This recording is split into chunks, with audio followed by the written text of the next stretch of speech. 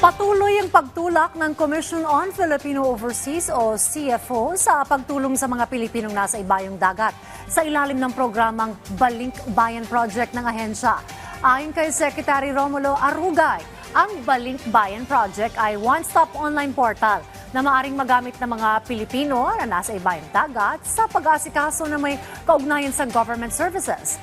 Maaari ring maging gamit ng portal ay ang pamumuhunan o pagkakaroon ng business opportunities sa Pilipinas o pagbibigay donasyon ng hindi kinakailangang bumiyahe pauwi sa Pilipinas.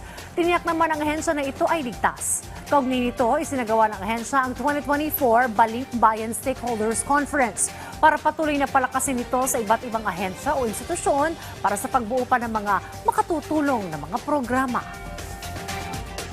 For example, taga-Kabagan, Isabela, taga-Quezon City, taga-Pangasinan, nahanapin mo, partner na pala sila ng Commission on Filipinos Overseas. Kailangan ko magbayad ng PhilHealth, SSS, magpa-update ako sa ibang mga mga obligasyon, like for example, Amerial or Real Property Tax sa LGU, paano babayaran?